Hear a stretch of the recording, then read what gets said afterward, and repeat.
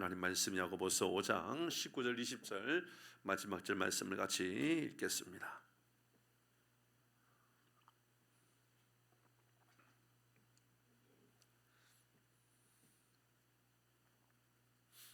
요즘 많이 건조하죠, 그죠? 맞나요? 대답을 안 하시는 뭔가요? 안 건조한가요? 저는 좀 건조한 것 같아요. 요즘 최근에 또 근데도 히터는 또 안 켤 수는 없어요. 참 어렵네요. 본당에 우리가 가습기를 좀 설치할까요? 그것도 괜찮은가? 네, 당회에서 결정해 보겠습니다. 하나님 말씀 19절 20절 같이 읽겠습니다. 한 목소리로 같이 합니다. 시작. 내 형제들아 너희 중에 미혹되어 진리를 떠난 자를 누가 돌아서게 하면 너희가 알 것은 죄인을 미혹된 길에서 돌아서게 하는 자가 그 영혼을 사망에서 구원할 것이며 허다한 죄를 덮을 것임이라. 아멘. 제가 다시 한번 읽을까요? 19절입니다. 내 형제들아 너희 중에 미혹되어 진리를 떠난 자를 누가 돌아서게 하면 너희가 알 것은 죄인을 미혹된 길에서 돌아서게 하는 자가 그의 영혼을 사망에서 구원할 것이며 허다한 죄를 덮을 것임이라. 아멘. 오늘 진리를 떠난 자를 돌아오게 하라 라는 제목으로 하나님 말씀 함께 나누도록 합니다. 오늘 말씀은 야고보서의 마지막 부분의 말씀입니다. 결론이라 봐도 되겠죠, 그렇죠? 결론의 말씀이다 그렇게 볼 수 있을 겁니다. 그런데 여러분 지금까지 야고보서의 말씀을 열심히 읽고 묵상한 사람 분들은 다 아시겠지만 야고보서는 그래도 믿음으로 행하고 살아가는 삶에 대하여 예수 믿는 사람은 이렇게 살아가야 합니다라고 하는 것에 대하여 누누이 반복하고 또 반복하여 설명했던 부분입니다. 그렇다면 오늘 본문이 이 말씀은 좀 묘합니다. 마지막 오늘 본문의 말씀은 미혹되어 넘어진 자, 복음에서 떠난 자를 돌아오게 한다면 그의 영혼을 살리는 것이다 라고 하는 말씀을 하고 있습니다. 이것이 만물이라고 한다는 것은 그러면 지금까지 1장에서 5장까지 했던 이야기들을 좀 정리하면서 이 말씀을 묵상해 볼 필요가 있겠다라는 생각이 듭니다. 오늘 본문의 말씀 중에 말씀을 보면 내 형제들아 라고 말한 다음에 그 다음에 이야기가 너희 중에 라고 시작합니다. 너희 중에 공동체 안에 있는 사람들의 이야기겠죠. 우리 이야기고 우리의 교제 안에서 떠난 사람들, 믿음의 삶에서 떠난 사람들, 하나님을 믿다가 떠난 사람들에 대한 이야기들을 다 내포하고 있음을 알 수가 있습니다. 믿음의 공동체 안에 있었던 어떤 사람이 떠났다면 포기하지 말고 끝까지 찾아가서 데리고 오라. 믿음의 삶을 살아가도록 다시 영혼의 구원을 위하여 애쓰고 수고해야 한다라는 것을 말씀합니다. 만약 그들이 돌아오게 된다면 그들의 영혼이 사망에서 구원하는 일이다. 그래서 야고보서의 마무리는 진리를 떠난 이들을 돌아오게 하라라고 하는 말씀이라 볼 수가 있습니다. 진리를 떠난 이들을 돌아오게 한다면 영혼의 구원의 역사가 나타나는 것이다 라고 말씀합니다. 야고보서의 말씀을 통해 우리가 적용해야 될 것들이 오늘 본문의 두 절밖에 안 되지만 전체의 말씀을 돌아보면서 묵상한다 그러면 할 이야기가 너무너무 많겠지요. 모두 다 이야기를 할 수 없지만 여러분 오늘 말씀을 통하여 먼저 우리가 기억할 것은 미혹에서 이 진리를 떠나지 않도록 하는 방법은 그 믿음으로 행함을 여러분 잊지 않는 겁니다. 행함의 삶을 잊지 않는 겁니다.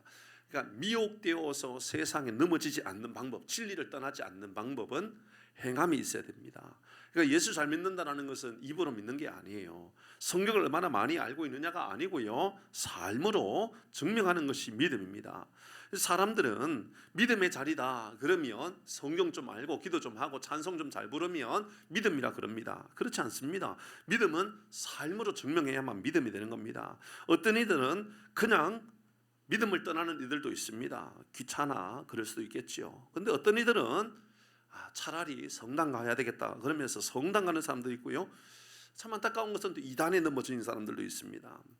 특히 이 캐톨릭 성당에 간 사람들 보면 상당 부분 기독교 교리 안에 구속되는 것이 싫어서 캐톨릭으로 가는 사람들이 많습니다. 차라리 거짓된 모습을 보여주니 그냥 술을 먹으면 그냥 뭐 성당 다니면 술 먹지 말란 말 안 하니 그냥 성당 가야 되겠다 이런 마음을 가지고 성당 간다 그 이야기입니다.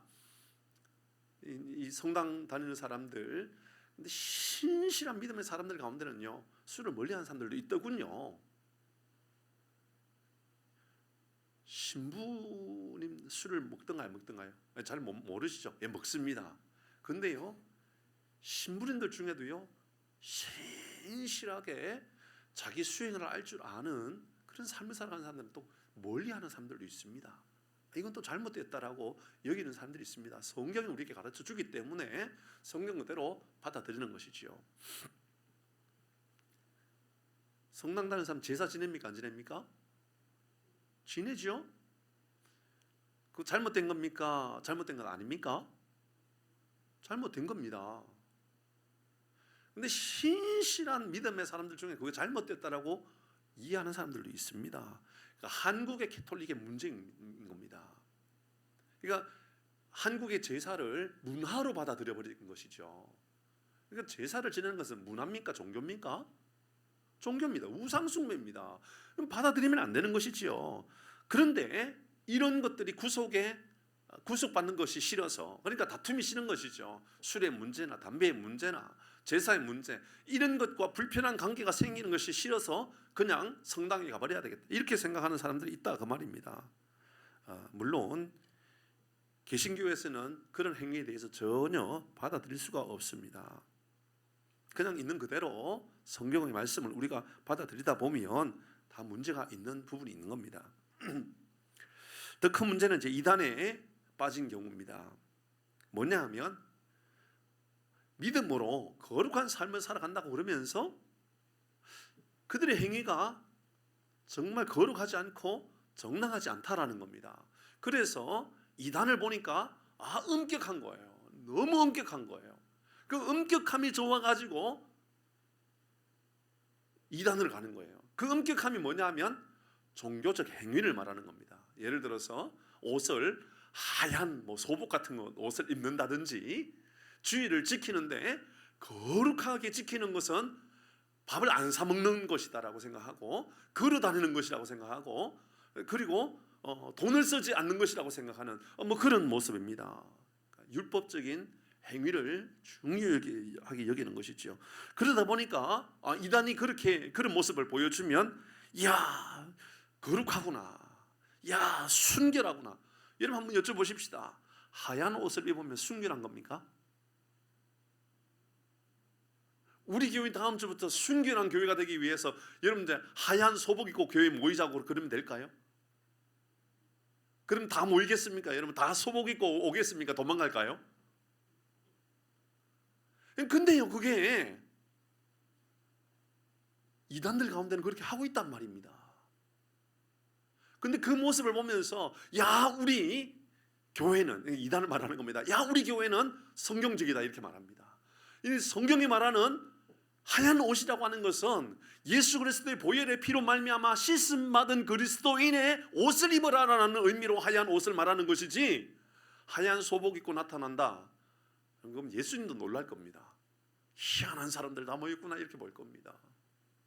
근데 그게 좋아가지고 그런 이단에 빠져 있는 사람들도 있습니다. 신천지에 빠져 있는 사람들도 그렇고요, 저 통일교에 빠져 있는 사람들도 보면 희한한 그런 모습을 보여주는 이들도 있습니다. 미혹에 다 넘어진 것입니다. 미혹에 넘어지다 보면 이런 일들이 일어나는 겁니다. 야고보서는 말과 행위, 이것이 우리에게 잘 조화를 이루어야 된다, 이 말씀에 잘 조화를 이루어야 된다 이런 이야기를 하고 있는 겁니다. 성경적인 삶을 살아가지 못하다 보니까 교회가 책망을 받는 일들이 생긴다 그 말을 하고 있는 것이죠.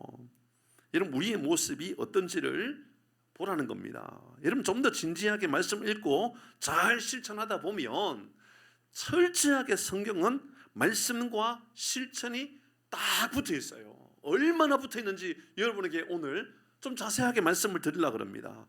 일단 우리를 믿음으로 말미암아 의롭게 되었다. 이신칭이라 그럽니다. 바울이 말했죠. 예수 믿는 건 이신칭의 신앙을 가집니다. 믿음으로 말미암아 의롭게 되었다. 누구의 이야기입니까? 바울이 우리에게 그렇게 가르쳐 준 겁니다. 바울입니다. 로마서 말씀 봅니다. 여러분 잘 기억하셔야 됩니다. 조금 전에 믿음으로 말미암아 의롭게 되었다 그랬는데 바울이 로마서 2장 13절에 이렇게 말합니다. 잘 보셔야 됩니다. 시작. 율법을 듣는 자가 의인이 아니요 오직 율법을 행하는 자라여 의롭다 하심을 얻으리니. 누가 했던 이야기일까 이 말이? 바울이 한 이야기입니다. 로마서 2장 12, 13절. 바울이 조금 전에 말씀드릴 때에 믿음으로 말미암아 의롭게 된다라고 했는데 바울이 그 말만 한 게 아니에요. 바울은 실제로 우리가 율법을 행하는 자라야 의롭게 된다라고 하는, 그러니까 이신칭의뿐만 아니라 여러분 우리는 행함으로 말미암아 의롭게 된다라는 말도 함께 한 겁니다. 그러니까 행함도 포기할 수 없는 말입니다. 그러니까 믿는다 그러면서 행함이 없다 그러면 아무런 그 믿음이 없다라는 것과 똑같은 그 말입니다. 바울은 그래서 이신칭의만 말한 게 아니에요. 분명히 율법을 행하는 자라야 의롭게 된다, 행하여야 된다라고 말했죠. 예수님이 뭐라고 말씀하셨는지 볼까요? 누가복음 말씀입니다. 누가복음 11장 28절에 예수님은 이렇게 말씀합니다. 시작. 예수께서 이르시되 오히려 하나님의 말씀을 듣고 지키는 자야 복이 있다. 예수님 말씀에도요, 예수님을 믿고 지키는 자, 말씀을 듣고 지키는 자가 복이 있다라고 말합니다. 또 볼까요? 마태복음 7장 24절은 또 뭐라고 말합니까? 시작. 그러므로 누구든지 나의 이 말을 듣고 행하는 자는 그 집을 반석에 지은 지혜로운 사람이다. 예수님 하시는 말씀입니다. 그러니까는 말씀을 얼마나 많이 알고 있느냐, 얼마나 공부했느냐, 얼마나 기도했느냐, 얼마나 말씀을 많이 읽었느냐, 이런 그보다도 훨씬 더 중요한 거, 말씀을 읽지 말라는 것이 아니라 말씀 많이 읽어야죠. 말씀 공부 많이 해야죠. 그런데요, 그대로 살아가는 거, 듣고 행하는 자는 그 집을, 우리의 믿음의 집이 반석 위에 지은 지혜로운 사람이다. 저는 여러분이 지혜로운 삶을 살아갈 수 있기를 바랍니다. 지혜로운 사람은요, 반석 위에 지은 집의 삶을 살아가는 지혜로운 사람은요, 말씀을 지키는 사람이라고 이야기합니다. 예수님은요 또 이렇게도 말씀합니다. 누가복음 말씀의 8장 21절의 말씀을 보면 행함에 대하여 이런 말씀합니다. 시작. 예수께서 대답하여 이르시되 내 어머니와 내 동생들은 곧 하나님의 말씀을 듣고 행하는 이 사람이라 하시니라. 예수님 말씀하실 때 내 어머니가 누군 줄 아냐? 내 동생이 누군 줄 아냐? 내 가족이 누군 줄 아냐? 내 식구가 누군 줄 아냐? 그 사람은 말씀 얼마나 많이 알고 있는 사람이 아니야. 내 말씀을 듣는 것과 행하는 것들이 같이 있는 거야 라고 말씀합니다. 오늘 우리는 야고보서 5장 마지막 절을 읽고 있는데요, 1장에서는 뭐라고 이야기했었습니까? 1장입니다. 야고보서 1장 25절의 말씀입니다. 시작. 자유롭게 하는 온전한 율법을 들여다보고 있는 자는 듣고 잊어버리는 자가 아니요 실천하는 자니 이 사람은 그 행하는 일에 복을 받을 것이라. 자, 바울이 이야기했고 예수님도 이야기했고 예수님의 동생이었던 야고보도 이야기합니다. 자, 살펴보니까 바울도 우리에게 믿음으로 말미암아 의롭게 된다라는 것으로 끝나지 않고 그 믿음은 행함으로 말미암아 증명되는 것이다라고 이야기했고요. 그러니까 행함으로 말미암아 의롭게 된다라고 이야기를 바울이 한 겁니다. 그러니까는 바울은 믿음만 강조했다? 아닙니다. 바울은요 믿음만 강조한 것이 아니라 행함도 강조했습니다. 야고보가요 행함만 강조했다고요? 아닙니다. 믿음도 강조하고 행함도 강조했던 겁니다. 예수님은 뭐라고 말합니까? 예수님은 행하는 삶을, 믿음으로 행하는 삶이 지혜로운 사람이다. 믿음으로 말씀을 듣고 행하는 사람이 바로 내 가족이다. 예수님께서 계속해서 반복해서 말씀을 우리에게 행하는 것과 듣는 것과의 일치를 이야기하고 있죠. 그러니까 미혹에서 진리를 떠나가지 않도록 하는 방법은요, 미혹에 넘어져가지고 진리를 떠나게 되는 이유 중에 하나는요, 믿는데 행함이 없는 그 삶을 살아가는 것, 이런 잘못된 구조 안에 있기 때문에 그런 거죠. 달리 말하면 미혹에 넘어지지 않는 방법은요, 말씀대로 내가 살아가야 되겠다, 살아내야 되겠다, 이 마음을 가지는 것이 제일 중요하다라는 것을 우리에게 가르쳐주고 있습니다. 그런데요, 오늘 본문의 말씀을 통하여 우리가 참 반복되어지는 아주 중요한 단어가 나오죠. 두 번째 우리가 생각할 것은 바로 넘어지는 이유입니다. 왜 넘어지죠? 그러면 왜 떠나게 됩니까? 오늘 19절의 말씀을 다시 한번 돌아봅니다. 19절 시작. 내 형제들아 너희 중에 미혹되어 진리를 떠난 자들. 왜 진리를 떠났다고요? 미혹되어서 떠났다 그럽니다. 20절입니다. 시작. 너희가 알 것은 죄인들을 미혹된 길에서 돌아서게 하는 자가, 그럼 그 사람이 미혹되었다라고 이야기합니다. 그러니까 19절 20절에 반복되어지는 중요한 것은 사람들이 떠난 이유는 미혹되었기 때문이라고 그럽니다. 왜 미혹될까요? 요한계시록 20장 10절의 말씀을 보면 미혹에 대해서 이렇게 가르쳐 줍니다. 시작. 또 그들을 미혹하는 마귀가, 누가 미혹했다고요? 마귀가입니다. 그러니까 하나님의 사람을 하나님의 은혜의 자리를 떠나게 하는 것은 마귀의 미혹이라 그럽니다. 하나님이 우리에게 믿음의 삶을 살아가게 하는데, 그 믿음의 삶을 살아가게 하는 방법은 말씀을 듣고 지키고 살아가는데, 여러분 여기에서 마귀가요 우리를 계속 빼앗아 버리는 겁니다. 미혹하다라고 하는 이 플라네테 이런 단어를 헬라 쓰고 있는데요, 이 단어는요 진리를 벗어났다라는 표현이고요, 이 말은요 참된 신앙에서 떠났다 그런 표현입니다. 하나님의 뜻을 행하지 아니하고 살아가다 보니까 진리를 떠나버리는 삶을 살아가는 겁니다. 진리를 모르는 것이 아니고요, 진리를 아는데 떠난 겁니다. 행하지 못하고 살아가는 겁니다. 그러니까 미혹은요 어떤 거냐면, 마귀가 우리의 마음 안에 진리를 안다 모른다의 문제가 아니에요. 그러니까 진리를 알게끔은 하는 겁니다. 내버려둬요. 근데 행하는 것은 다음 행해도 되지 않느냐라고 우리에게 그렇게 미혹하는 겁니다. 꼭 네가 뭐 그렇게 살아가야만 네가 뭐 대단한 사람이 되는 것처럼 생각하지 말라고 그런 마음을 주면서 우리를 계속 미혹하는 것이지요. 진리의 길에서 떠나 사망의 길로, 예수님의 길이 아니라 세상의 길로 가도록 만들어버리는 존재, 그게 바로 마귀라는 겁니다. 그러므로 우리 그리스도인은 믿음에서 떠난 이들을 볼 때마다 우리가 가져야 되는 마음은요, 아이고 뭐, 저 세상밖에 모른다고 그렇게 말하면 안 됩니다. 아이고 저 사람은 세상이 얼마나 좋아가지고 교회를 나오지도 않느냐고, 얼마나 바쁘길래 저렇게 교회도 안 나가고 저렇게 살아가느냐고. 여러분 아닙니다. 여러분 우리가 보아야 될 그들은요 영적인 엄청난 책임감을 가지고 돌아봐야 되는 겁니다. 먼저는 나 자신을 보는 겁니다. 내가 영적으로 말씀대로 행하지 못했기 때문에 다른 사람에게 선한 영향력을 끼치지 못해서 이런 문제가 나타난 것 아니야 라는 마음을 가져야 되는 것이고요, 또 다른 하나는 그들이 넘어진 이유는 마귀가 저들을 미혹하여서 넘어지게 했구나 라고 하는 마음을 가지는 것입니다. 절대로 가벼운 문제가 아니라는 것을 여러분 기억해야 할 것은 20절 말씀 보십시오. 다시 오늘 본문의 20절의 말씀을 보니까 조금 전에 앞에요, 띄워주시면 앞에 너희가 할 것은 죄인들을 미혹된 길에서 돌아서게 하는 자. 이건 무슨 말입니까? 이러면 그들이 미혹되어서 돌아서게 하는 자, 그것은 우리가 해야 될 일인데 그들은 어떤 자가 되었던 겁니까? 죄인을이라고 말하는 것을 보니까, 여러분 그 다음에 쭉 뒤에 있는 것을 말씀해 보면 그들이 사망에서 구원해낸 것이다라고 이야기하지 않습니까? 무슨 말입니까? 20절의 말씀에 영혼의 사망이 이루게 된 것, 그것이 바로 미혹으로 말미암아 나타난 것이다라고 이야기합니다. 육신의 사망에 잠잠할 사람이 어디 있습니까? 육신이 망가지고 무너지는데 그냥 가만히 있습니까? 그냥 죽음만 기다리고 있습니까? 아니잖아요. 어떻게 하든지 살아보겠다라고 몸부림치지 않습니까? 저는 늘 이런 말씀을 묵상할 때마다 기억나는 게 저희 아버지가 교통사고 나가지고 병원에 입원했을 때입니다.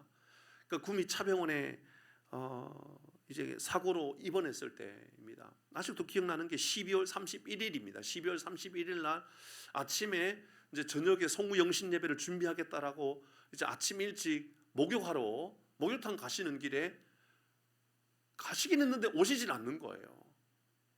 그래서 목욕탕 가셨다가 뭐 누구 친구를 만났나? 뭐 집사님을 만났나?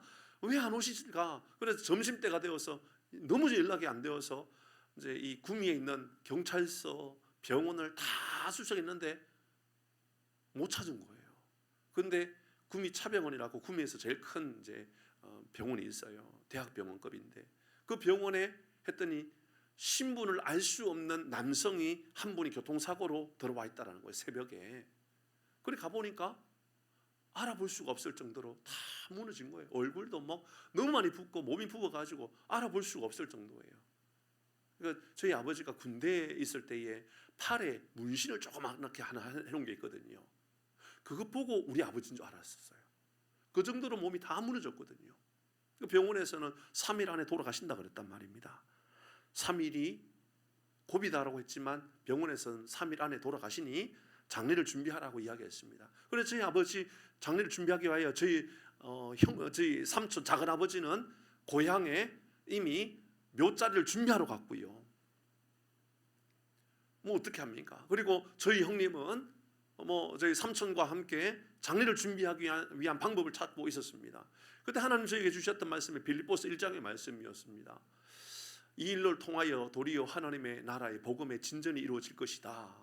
하나님께서 이 일로 인하여 많은 이들이 믿음의 자리로 돌아오게 할 것이다 라는 말씀 하나님 주셨어요. 그 말씀을 주시는 것과 함께 제 마음 안에 우리 아버지 돌아가시지 않겠구나, 살아나겠구나 라는 마음이 들었어요. 그래서 저희 삼촌에게도 저희 형님에게도 하나님께 내가 기도했는데 하나님이 돌아가시지 않는다 그래요 했더니 얼마나 막 10원짜리 욕을 하든지 살아난다 그러는데 왜 욕을 하는지 모르겠어요. 그러니까 병원의 의사들 다 죽는다 그러는데 아직도 젊은 20대의 젊은 아들이 조카가 하나님이 아직 우리 아버지 안 돌아가신다고 그런 말을 하니 기가 막힐 노릇 아니겠습니까? 그래 하나님은 분명히 안 돌아가신다 그러는데 돌아가신다고 병원에서도 이야기하고 그래서 이제 장례를 준비해야 되지 않습니까? 근데 저희 어머니는 아버지가 너무너무 어머니를 괴롭히고 교회를 힘들게 하고 너무너무 우리 가정을 아주 너무 힘들게 했던 아버지였다가 예수 믿고 완전히 변화되어져서 가정을 살리고 오로지 교회밖에 모르고 오직 하나님의 나라를 위하여 살아갔던 우리 아버지 그 변화되었으니까 우리 어머니는 이제 우리 아버지를 목숨을 걸고 살리고 싶었던 겁니다. 살리고 싶은 거예요. 병원에서는 죽는다 그랬거든요. 우리 아버지는 돌아가신다 그랬다고요. 근데 어머니는 살려야 되겠다는 거예요. 이런 구미에서 살리는 길이 없었습니다. 그래서 그 차트를 들고 저희 형님이 대구에 있는 경북대학병원에 차트를 들고 갔어요. 대구의 경북대학병원에서 뭐라 그랬을까요? 들고 오지 마세요. 오는 길에 돌아가십니다. 그랬어요.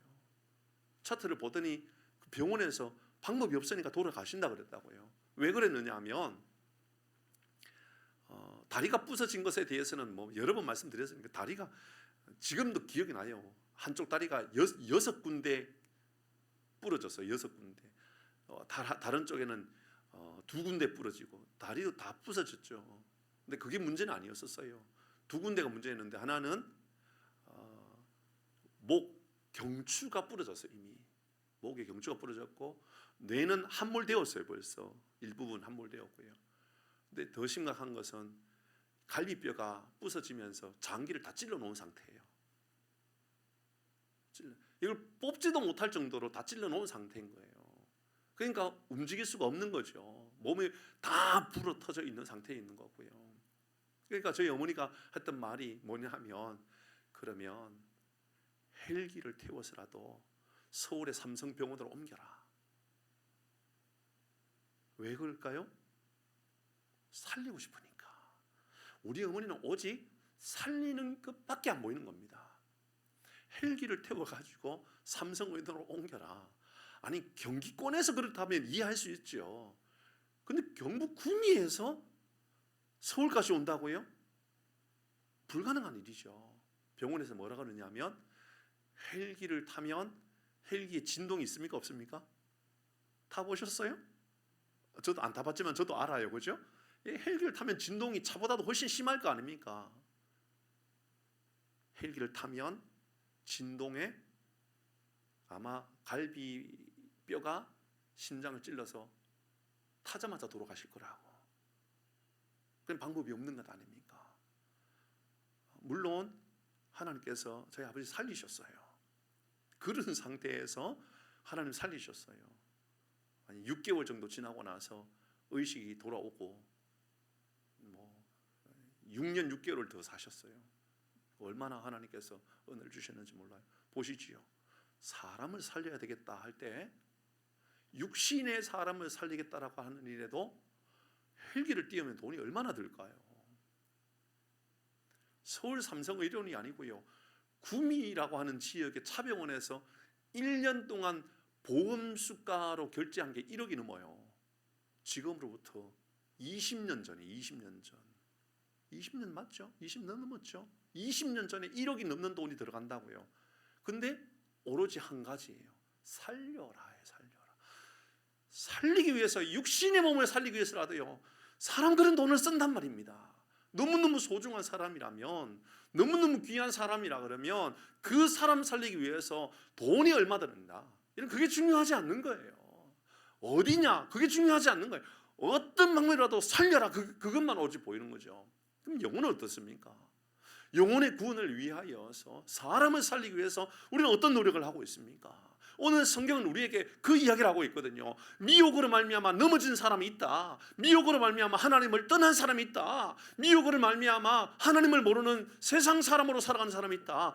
그 사람을 살리면 그의 영혼이 사망에서 구원을 얻게 되는 것이다. 그런데 우리가 그 일을 해야 된다라고 말씀하고 있는 게 본문의 말씀입니다. 야고보서의 마지막 이야기는 우리의 행함에 대하여, 마지막 결론은 행함이 우리의 삶에 어떤 역할을 해야 되느냐, 사람을 살리는 역할을 해야 된다, 그 말을 하고 있는 겁니다. 사랑하는 교회 여러분, 우리의 삶이 영혼의 구원, 영혼을 살리는 일에 쓰임받는 은혜가 있기를 주의 이름으로 축복합니다. 여러분, 이것이 우리가 해야 될 일인 겁니다. 사단은요, 절대로 놓아주지 않으려고 애를 쓸 겁니다. 여러분, 여러분의 주변에 있는 가족들, 여러분 형제들, 여러분 이웃들 예수 믿게 하려고 그러면요, 이유가요 얼마나 많은지 모릅니다. 여러분, 추우면 춥다고 교회 안 간다 그럽니다. 비 오면 비 온다고 안 간다 그럽니다. 비 안 오면요 놀러 가야 되거든요, 날씨 좋아서. 그러니까 비 오면 비 와도 안 가고, 추우면 추워서 안 가면 더워서 더워도 안 가고요, 날씨 좋으면 여행 가야 안 되고요. 갈 수 있는 날은 없어요. 또 꼭 이야기할 때 그러잖아요. 다음에 가겠다고 그러잖아요. 사단이 가장 좋아하는 말입니다. 다음에 가겠다. 다음에. 사단은 그 말을 계속 심어주는 겁니다. 여러분, 다음에 가겠다 그러는데 또 그 말에 대부분 또 그래 다음에 가기로 했으니까 꼭 약속 지켜 해놓고는 잊어버리고 살아갑니다. 그러니까 영혼의 구원을 위하여 놓쳐버리고 살아가는 거예요. 그런데 오늘 성경은 이 일을 누가 주관하고 있느냐? 미혹의 영 사단이 그 주관하고 있다, 그 말을 하고 있는 겁니다. 사랑하는 성도 여러분, 미혹의 영으로부터 자유하는 은혜가 여러분에게도 있기를 바랍니다. 미혹의 영으로부터 자유함을 얻어 영혼의 구원을 위하여 달려가야 되는 것, 이것이 교회의 사명이요 우리의 사명이라는 겁니다. 그래서 세 번째, 교회의 사명이 영혼의 구원이고, 교회의 사명, 예수 믿는 사람의 사명이 바로 믿음의 삶을 살아가도록 인도하는 것이 바로 우리의 사명이다, 그 마음을 가져야 됩니다. 저는 이 말씀을 묵상하는데 우리 교회에 전도 열심히 하는 사람은 시상을 해야 되겠다, 이런 마음이 막 들더라고요. 전에 우리가 시상도 했었죠, 장로님, 그렇죠? 시상도 했었는데요, 다시 시상을 해야 되겠어요. 상도 주고 그래야 되겠어요.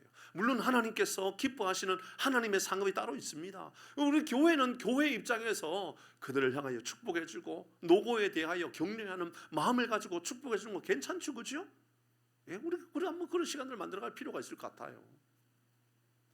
여러분, 교회의 사명이 무엇입니까? 야고보는요, 말씀을 마무리하면서 영혼의 구원, 회복을 호소하면서 마무리하고 있는 겁니다. 그렇다면 야고보는 결국 믿음의 행함이 바로 우리에게 미혹에 빠져서 세상에 넘어진 사람을 구원하기 위하여 바로 우리의 행함이 살아있는 믿음이 되어야 한다, 그 말하고 있는 겁니다. 그러니까는 우리의 믿음의 행함이 우리도 살리지만 우리 주변에 있는 사람도 믿음의 자리로 돌아오도록 인도해 준다, 그 말을 하고 있는 것이지요. 진리를 떠난 이들을 돌아오게 하는 것, 이것이 바로 여러분의 사명이며 우리의 사명이며 교회의 존재 이유가 되는 겁니다. 우리가 얼마나 재미있는 교회가 되고 얼마나 흥이 있는 교회가 되고 얼마나 문화를 많이 누릴 수 있는 교회가, 그게 교회 존재 이유가 아닙니다. 이런 우리 교회가 계모임과 같은 모임이 되면 안 되는 겁니다. 우리 교회가요 동호회와 같은 모임이 되면 안 되는 겁니다. 어떤 교회는 보면 뭐 전도를 위한 모임이나 기도를 위한 모임이나 또 은혜를 나누기 위한 말씀의 훈련의 모임이나 이런 것들은 없는데, 와 놀라워요. 교회 동호회가 얼마나 많이 있는지. 그런 교회가 있어요. 뭐 그 교회에 보면 동호회가 뭐 등산 동호회도 있고 자전거 동호회도 있고 골프 동호회도 있고 뭐 바둑 동호회도 있고 뭐 별의별 동호회는 다 있어요. 근데 말씀 훈련하는 동호회, 전도하는 모임 이런 것들은 없어요. 교회 존재 이유는 뭐죠? 그렇다고 우리 교회가 그런 동호회를 제가 반대한다 그렇지는 않습니다. 저는 우리 교우들이 같이 등산도 하고 공도 차고 뭐 괜찮다 그래요. 생각해요. 물론 주일 아침에 하는 거 토요일 날 늦은 시간까지 해가지고 주일 날 예배 드리는데 방해되고 너무 과하게 운동해가지고 주일 날 예배 드릴 때 꾸벅꾸벅 졸게 하고 그렇게 하는 것에 대해서는 저는 반대합니다. 그런 모임에 대해서는. 그러나 이런 시간이 있을 때 같이 어울리는 자리를 만들어가는 거 괜찮지요. 그런데요, 우리 교회는 그런 즐거움을 위하여 존재하는 것이 아니라 영혼의 구원을 위하여 존재해야 되는 것, 이게 우리 교회가 된다 그 말입니다. 다니엘 12장 3절입니다. 같이 읽겠습니다. 시작. 지혜 있는 자는 궁창의 빛과 같이 빛날 것이요 많은 사람을 옳은 대로 돌아오게 한 자는 별과 같이 영원토록 빛나리라. 보시지요. 많은 사람을 옳은 대로 돌아오게 하는 자 누굽니까? 영혼의 구원을 이루는 그 사람을 말하는 거 아닙니까? 많은 사람을 옳은 대로 돌아오게 하는 그 사람은요 별과 같이 영원토록 빛나게 하겠다. 하나님의 상급이 영원토록 이겠다. 사랑하는 교회 여러분, 영혼의 구원을 위하여 노력하십시오. 영혼의 구원을 위하여 더 수고하십시오. 그 하나님이요 영원토록 별과 같이 빛나게 하겠다라고 약속해 주고 있습니다. 말씀을 마무리하면서 그러면 이 사명 어떻게 하면 좀 더 잘 감당할 수 있을까 생각해 보았습니다. 이 사명을 더 잘 감당할 수 있는 여러 가지 방법들이 있겠죠. 전도를 위하여 수고할 수 있는 여러 가지 수많은 방법들이 있겠지만 이런 말씀을 가지고 조금 적용해 보니까 이런 생각이 들었습니다. 여러분, 먼저는 가만히 있다고 돌아오는 게 아니에요. 미혹을 받아 떠나는 사람은요 가만히 있어도 돌아온다라는 생각을 버리셔야 돼요. 기도하면서 끝까지 붙잡고 늘어서야 돼요. 어떤 장로님은 이것을 가지고 진돗개 전도법이라고 뭐 이렇게 말하더라고요. 진돗개가 한번 물면 끝까지 안 눕는다 뭐 그런 의미로 표현했겠지요. 여러분, 사단이 붙잡고 있는데 놓아주겠습니까? 미혹의 영은 사단인데 사단이 붙잡고 있는데 놓아주겠냐 말입니다. 이러면 우리는 가만히 있는데도 돌아올 거라고 하는 생각 자체를 버려야 됩니다.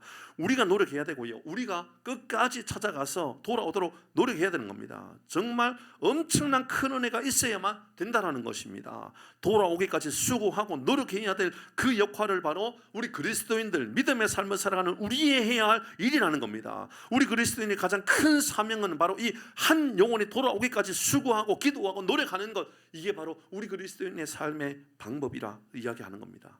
두 번째는요, 긍휼한 마음을 가지는 겁니다. 불쌍한 마음을 가지는 겁니다.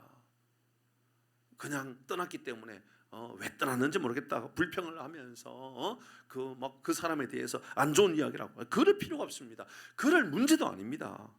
예수님께서 긍휼히 여겨주시지 않습니까? 우리도 긍휼히 여겨주시면 되는 겁니다. 집을 떠난 아들을 향하여 아버지는 집 떠난 아들을 긍휼한 마음을 가지고 기다리지 않습니까? 우리가 가져야 될 마음은요 긍휼한 마음입니다. 예수님 우리에게 가르쳐 줍니다. 긍휼히 여기는 자가 긍휼함을 받겠다 그랬습니다. 우리가 긍휼함을 받아야 되는 이유는요, 예수님께서 여러분 우리에게 긍휼한 마음을 가질 때에 우리에게 하나님 나라의 영원한 땅을 예배해 주시기 때문에 그렇습니다. 세 번째는요, 전도는 말이 아니라 발이랍니다. 삶이라는 것이죠. 이 말씀도 여러 번 묵상했던 말씀 아닙니까? 성경은요 아름다운 소식을 전하는 자들의 입이라고 말하지 않고 발이랍니다. 이런 복음을 전하는 게 입입니까 발입니까? 복음을 전할 때 전도하러 가면 여러분 발로 전합니까? 입으로 전합니까? 입으로 전합니다. 발로 어떻게 전합니까? 근데 성경은 우리에게 발로 전한다고 이야기합니다. 이 이야기는요 여러 군데 나옵니다. 먼저 이사야 선지자가 이렇게 말합니다. 같이 읽어볼까요? 7절 시작. 좋은 소식을 전하며 평화를 공포하며 복된 소식, 좋은 소식을 가져오며 구원을 공포하며 시온을 향하여 이르기를 내 하나님이 통치하신다 하는 자의 산을 넘는, 보시지요. 좋은 소식을 전하고 평화를 공포하고 복된 소식을 가져오고 구원을 공포하고 시온을 향하여 이르기를 내 하나님이 통치하신다 말로 하잖아요. 근데 그 말로 하는 것이 어디서부터 시작되느냐? 여러분, 산을 넘는 자들의 발이라고 이야기하고 있죠. 여러분, 수고하지 않고 섬기지 않고 더 열심히 우리가 희생하지 않고 복음이 증거되어지지 않는다라는 것을 말하고 있죠. 그래서 바울은 동일하게 이 선지자의 이야기를 로마서에서 다시 이야기합니다. 10장 15절 같이 읽어봅니다. 시작. 보내심을 받지 아니하였으면 어찌 전파하리요? 기록된 바 아름답도다 좋은 소식을 전하는 자들의 발이요 함과 같으니라. 아름다운 소식을 전하는 자들의 입이 아니고 아름다운 소식을 전하는 자들의 발이라고 이야기합니다. 여러분의 발이 아름다운 발이 되기를 바랍니다. 아름다운 발은 여러분 발 관리를 피부과 가서 잘하면 아름다운 발이 되는 게 아니라고요. 좋은 신발을 신고 아주 비싼 수백만 원짜리 신발을 신었기 때문에 좋은 발이 되는 것이 아니라 아름다운 소식을 전할 때 가장 아름다운 발이 된다라고. 아름다운 소식을 전하는 발을 가지고 살아갈 때 하나님께서 칭찬하는 발이 된다라고 이야기합니다. 그러므로 여러분, 전도는 입이 아니라 먼저 발이라고요. 발로 복음을 전한다라고 하는 것은 잘 섬기는 삶을 살아가고 더 수고하고 더 희생한다, 그 말을 하고 있는 것이죠. 뿐만 아닙니다. 여러분, 이 사명을 더 잘 감당하기 위해서 또 어떤 방법이 필요할까요? 연합을 이루는 것도 중요합니다. 첫 번째는 이 연합은 우리 공동체의 아름다운 연합을 이루는 것이지요. 서로 희생하고 서로 도와주고 서로 배려하고 서로 용납해 주는 관계를 말하는 겁니다. 여러분, 우리 모두가 연약함을 인정하지 않습니까? 부족함을 인정하지 않습니까? 그러니까 다른 사람에게도요, 나의 부족함을 그대로 인정하고 다른 사람을 대하는 겁니다. 그래, 나도 부족한데 저 사람에 대하여 연약함을 내가 긍휼한 마음을 가지고 살아가야지. 그러면요, 함부로 다른 사람에 대해서 험담하거나 못된 말 하지 않고요, 이런 그들을 축복해주고 그들을 격려해주는 그런 삶을 살게 되는 것 아닙니까? 그런 마음을 가지고 먼저는 연합을 이루어야 됩니다. 그리고 또 한 가지는 전도 현장을 나갈 때요, 혼자 하는 것보다 2명이나 3명이나 하는 거죠. 예수님께서 그렇게 하지 않았습니까? 예수님이 여러분 사람들을 모아서 이제 제자들을 불러 모아서 전도의 자리로 보낼 때에 혼자 보내지 아니하고 2명이나 3명을 보냈죠. 근데 예수님께서 2명이나 3명 이 정도는 괜찮지만 5명, 10명을 때로 모아가지고 보내지는 않았습니다. 왜 그랬을까요? 그건 더 혐오감을 주거나 불편함을 끼칠 수 있는 겁니다. 효율성이 떨어진다 그런 개념이 아니라 생각해 보십시오. 저에게 한 10명이 같이 모여가지고 저에게 복음을 전한다고 전도주를 주면서 저에게 말을 걸어오면 제가 기쁜 마음으로 대화가 될까요? 아니면 위압감이 느껴질까요? 여러분 편합니까? 한 10명이 모여와가지고 여러분에게 복음 전도전을 전해주면 여러분 기쁜 마음으로 받아들여지게 될까요? 아마 어려울 겁니다. 그래서 예수님께서 2명이나 3명 아주 적절한 예의 같아요. 여러분 2명이나 3명 아주 좋은 것 같아요. 여러분 누군가를 만날 때, 시장에 갈 때라든지 복음을 전할 때는요, 한 2명, 1명만 아니고요, 2명이나 3명이 좋을 것 같아요. 그래서 한 명이 이야기할 때는 옆에서 맞장구 쳐주는 거죠. 맞다고, 내가 그 경험해 본 거라고, 이 사람이 복음을 전하는 거죠. 예수 믿는 거라고. 예수 믿어야만 우리의 영혼의 복이 되고 우리 삶에 하나님의 은혜를 주신다고. 예수 믿어보라고. 그러면 영혼이 잘 되는 것 같이 범사가 잘 되고 강건한 삶을 살아가게 된다고. 얼마나 좋은지 모른다고 이야기할 때 옆에서 맞아요, 제가 예수 믿어보니까 정말 그렇다고요, 그렇게 이러면 거들어주는 역할을 하는 것이지요. 그래서 예수님은 우리에게 지혜를 주신 방법이 바로 연합을 이루어서 함께 복음을 전거하도록 그렇게 우리에게 말씀하신 겁니다. 마지막 한 가지 더, 여러분 사명을 감당하기 위하여 좋은 지혜를 얻는 방법 하나는 마지막으로 그 사람을 볼 때마다 죄를 보지 말고 그 사람의 영혼을 보는 겁니다. 그 사람의 죄를 보면 먼저 여러분 자신의 죄를 보아야만 합니다. 여러분의 죄를 보면 여러분은 구원을 받아도 될 사람입니까? 여러분 천국 가도 될 사람입니까? 아니지 않습니까? 육신을 보면요, 목사를 보아도요 시험에 들 겁니다. 목사라고 하는 저 자신을 볼 때에 말씀을 전하는 사람이 아니라 저라고 하는 육신을 가진 이 육신의 연약한 모습, 그 내면을 보면요, 저도 제 자신이 부끄러울 때가 있고요, 참 내가 참 많이 부족하지 라는 마음을 가지게 되는 겁니다. 이런 긍휼한 마음을 가지고 이런 말씀을 듣고 있지 않습니까? 그래도 부족하지만 하나님께서 복음을 전하는, 말씀을 전하는 목사로 세웠으니 그래도 한 번이라도 더 들으려고 애를 쓰고 있지 않습니까? 이런 동일한 마음을 가지고요, 여러분이 다른 주변에 있는 사람을 볼 때마다 사람 자체를 보려고 하지 마시고요, 여러분 사람 자체를 보면 여러분 먼저 여러분 자신을 보아야 돼요. 부족한 여러분 자신. 근데 복음을 전할 때에 시장에 콩나물 파는 아줌마를 봐도요, 떡을 파는 아줌마를 볼 때도요, 저 사람 얼마 전에 나를 속였지, 그런 거 보면 안 된다고요. 지난번에 내가 떡을 사러 갔더니 아니 떡 맛있다 그래가지고 사가지고 집에 가서 먹었더니 떡이 벌써 이틀이나 3일 되는 것 같다고, 떡이 말라가지고 못 먹는 떡을 나한테 팔았다고. 그러면 그 떡집 가게 다시 가게 될까요? 안 가게 될까요? 근데 영혼의 구원을 바라보면요, 그 사람을 긍휼히 여기는 마음이 된단 말입니다. 그런 마음을 가지고 사람을 만나게 되는 것이지요. 말씀을 마무리하려고 합니다. 사랑하는 교회 여러분, 오늘은 영혼의 구원의 소중함에 대하여 우리에게 말씀해 준 겁니다. 하나님의 구원하심을 위하여, 하나님의 구원하심의 역사를 위하여서 우리가 기도할 때마다 하나님은 우리에게 감당할 수 없을 만큼 큰 능력을 주시는 줄 믿습니다. 마가복음의 말씀은 또 보십시오. 여러분, 우리가 복음을 들고 나갈 때 하나님 얼마나 위대한 능력을 주신다 약속하지 않았습니까? 여러분, 사단이요, 마귀 귀신이 떠나간다 그러지 않았습니까? 손을 얹으면 낫게 된다라고 말씀하지 않았습니까? 여러분, 무슨 독을 마실지라도 해를 받지 않는다고 말씀하지 않았습니까? 다 언제 그렇게 그런 능력이 나타난다 그랬지요? 예, 복음을 전할 때요. 저는 여러분을 복음의 증거의 현장에 여러분의 삶에 기적이 나타나기를 주의 이름으로 축복합니다. 말씀을 야고보서를 이제 끝냈습니다. 야고보서의 말씀을 끝났는데 기가 막힌 건 여러분 1장에서 시작할 때에 믿음으로 시작했다가 중간의 내용은 다 우리에게 행하는 삶을 이야기하다가 마지막 5장 19절 20절 이야기하면서 다시 믿음으로 말미암아 영혼의 구원의 역사가 회복되어져야 한다는 것을 우리에게 가르쳐주고 있지요. 그러니 우리의 삶에도 믿음과 행함이 일치되는 놀라운 하나님의 능력 있는 삶을 살아가기를 주의 이름으로 축복합니다.